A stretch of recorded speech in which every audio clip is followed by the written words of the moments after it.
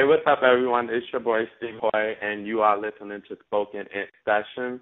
Today's guest, he's currently a contestant on America's Next Top Model Cycle 20, which airs Friday night at 8 p.m. on August 2nd. And he goes by the name of Chris H. He already has a big fan base behind him. Chris, how are you? Welcome to the show. All right. Thank you for having me. Where were you when you found out Tyra was holding an open casting call for both female and male models for Cycle 20 of America's Next Top Model? What was your reaction? Actually, I was just scrolling online. I believe it was on my phone with a friend of mine, and a friend basically posted it on his Instagram. And he was like, "Hey, man, look, check this out," a former model friend of mine. I was like, "Oh, yeah, let me check it out." And it was America's Next Top Model. He said, "Go ahead and apply for it." So it's like, "Oh, yeah, why not? I'll go apply for it." I saw that I was in the 25 years old. I was like, "Yeah, I want to try it. Why not? Let's give it a try." And so I went ahead and I applied. At what age did you develop the passion for modeling? I developed a passion for modeling at a very early age. So I was very young, and my grandmother, basically would love to take pictures of me being the oldest child and her first grandson.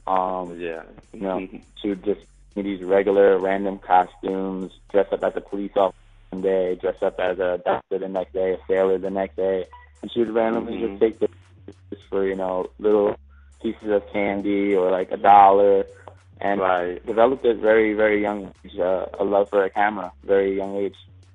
So ever since then, you just started doing fashion shows and runway shows and things like that?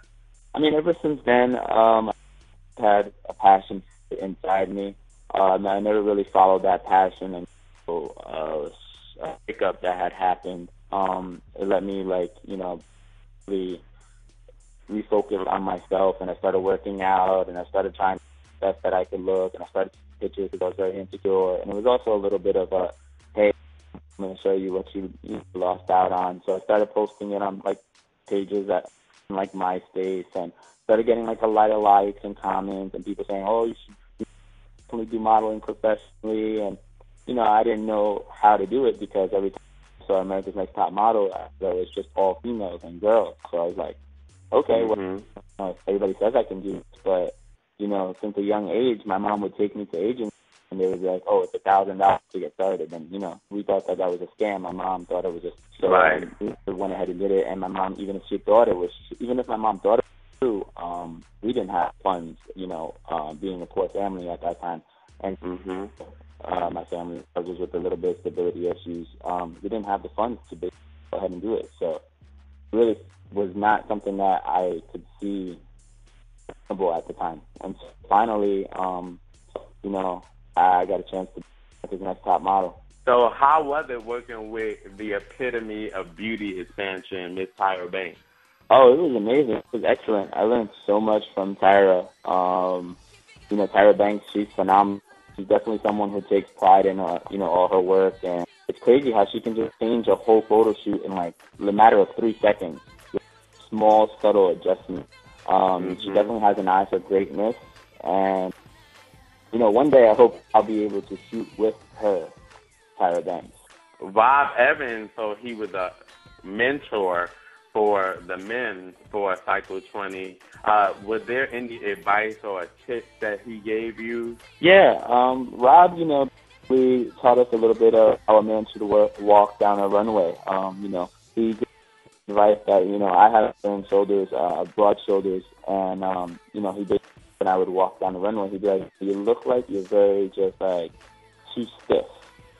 Just relax. How would you walk down if you were going to Starbucks or something? Like that." So he gave us a lot of fashion advice. He's been able to do a lot of stuff. Also gave some advice on working out. He boxes models, and as well as America's Next Top Model. So he was able to give us a lot of advice. Real helpful, useful advice that I still use today. And that, that he helped me advise, how to get in shape and fit. Right. And I always had an interest in learning how to get my body the right way. So when you're walking down a runway, like, what is it that a model is thinking about? Like, I hope I don't fall, or sometimes you have this face, this attitude on your face. Like, what are you thinking about while you're walking down that runway? That's the question. When I'm walking down the runway, I can speak for myself. I can't speak for other models. When I walk down the runway, I make sure I'm just focused straight ahead. Literally just letting the clothes, show off my body. It's not about me. It's about the clothes. I don't want to take too much away from the clothes. I'm walking for fashion designers all across the world. This is their chance to be able to have their clothes, and their imagination and creativity seen. So it's not about me, but, you have to represent in the way that the fashion designer would. So I just walk straight, make sure I keep my, chin focused and not taking too much away from the clothes, and, just walk straight and walk like you're going to job. As Rob would say, just be comfortable, do the job, yeah. So what are some obstacles that you had to overcome to get to this point? I've went through a lot of obstacles. I've been homeless two times. Wow. So, I've been homeless. When I first moved to New York from New Jersey, I lived in the Bronx, not knowing anything about the Bronx, and really pretty bad, I'm told, Bronx. And I left there because I got held up at one point walking one of my friends, a female friend, to her late at night. And I guess we were just, targeted, or, people were just at us. And 4 men just approached us and, literally at a gunpoint. So wow. That was pretty much a scary part of my life. Wow. And it's amazing how things could change in a few years. Now you're on the biggest television show in America. Yeah, I'm happy that I was walk out of that and keep that's me, I'm resilient. That's one thing that I'll say about myself. If you find me in one word, I'm resilient. I know you always said that you never you're willing to embarrass yourself. Like, you're not afraid to embarrass yourself. You like to go outside the box, and you don't care what people say. Oh, yeah, I'm all about making people smile. I think that's the key to life, just making people smile and, having we receive the best blessings from other people. So, if you can make somebody smile, you never know what the person's going through in a day. So me making other people smile makes me smile. I know that's cheesy and cliche, but it's the truth. I enjoy seeing other people happy. So, and I enjoy being happy, like if I'm going to be a goofball and go and really dance, it's going to take one person to just join me. And then when that one person joins me, being silly, we're having fun, and then everybody else will hopefully join. Speaking of making someone smile, we've been hearing that you are dating Christina Salgado from Bad Girls Club Season 9, that you've been making her smile a lot. Is that true or not true? I've known Christina for many years now. We met before the show, before she even went on Bad Girls Club, and before I went on America's Next Top Model. She's a very cool girl and cool to hang out with, and she's more than how she's perceived on that show, the Bad Girls Club. She's very sweet and caring. We've heard that you also have a big temper. How she's portrayed on the show, we hear that you have a big temper. Will we be seeing a little bit of that on the show? That I have a big temper. I tend to, how would I say it? I have a bit of a temper. If I think it's fair, or if I feel things are wrong, or, if I feel somebody's done or something like that, then I will definitely, voice my opinion, definitely. So you'll definitely be seeing out of voicing my opinion on the show. Whoever wins this competition will receive a $100 national ad campaign with guests, a fashion feature in Nylon magazine, and a modeling contract with Next Model. Is there anyone in particular that you're most excited about? Out of the $100,000 contract and the Nylon magazine, cover with Nylon, and the guest ad campaign? Yes. No, I'm equally excited about 3 of them. I mean, $100,000 takes me out of and gives me the guest ad campaign. It basically, want to be on a Guess ad campaign. I mean, it's huge. Guess is huge. It's world known. And a front cover magazine, you're being published. So, I mean, when you want to be a top model, that's a good start, you know. Those are not pretty bad ways to start when you want to be a top model. You were also featured on MTV's The God Code commercial. Do you have any acting skills, or do you plan to further and branch out into acting? I'm getting my feet into acting. I actually did the first commercial for God Code.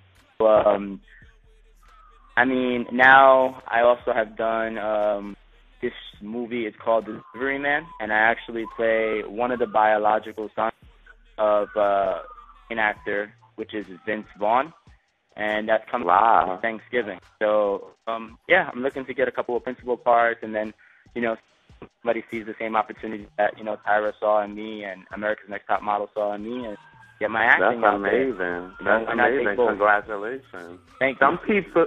Some people look at models as just mannequins that wear designer clothing.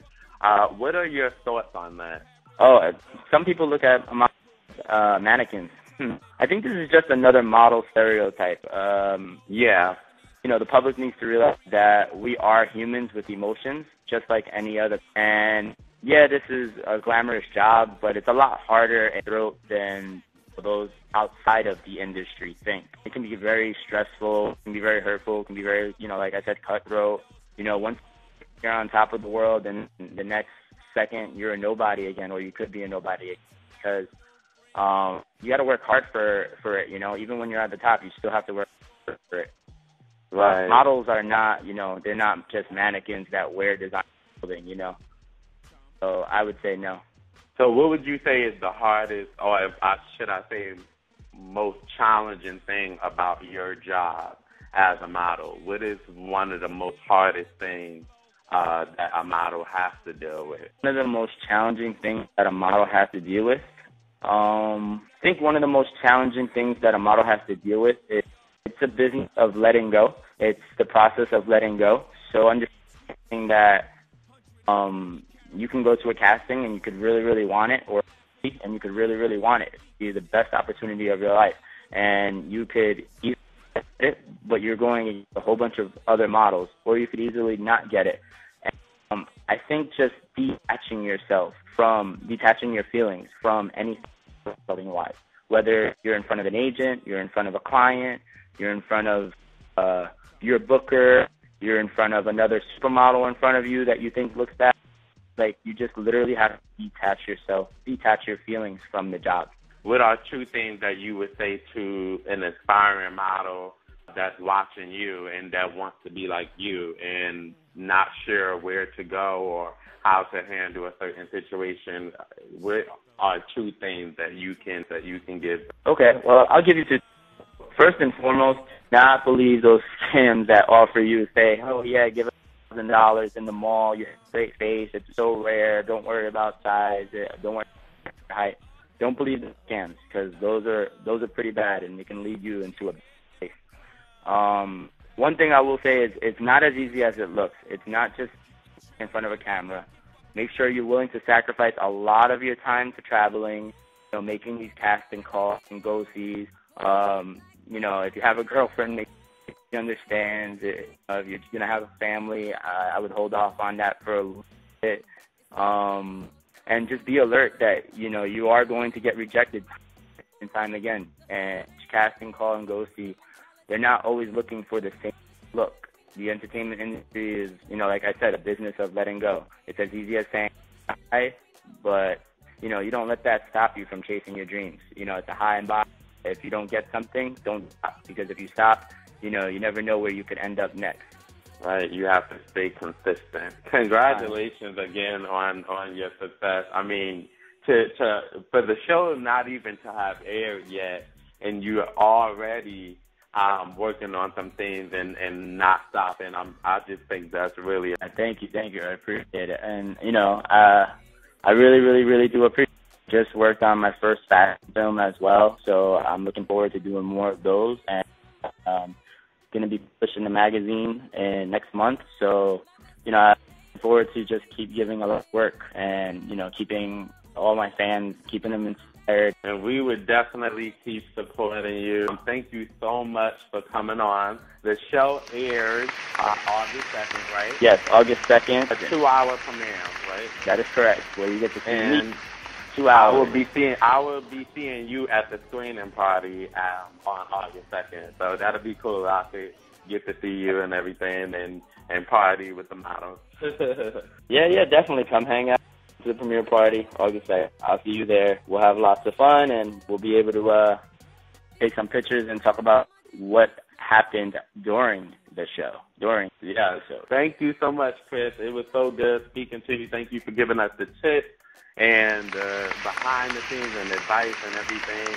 We appreciate you, and good luck with your career. And we will be tuning in August 2nd, 8 p.m. on the CW. Thank you for having me on the show. Tessa, and here's to making progress. Ciao.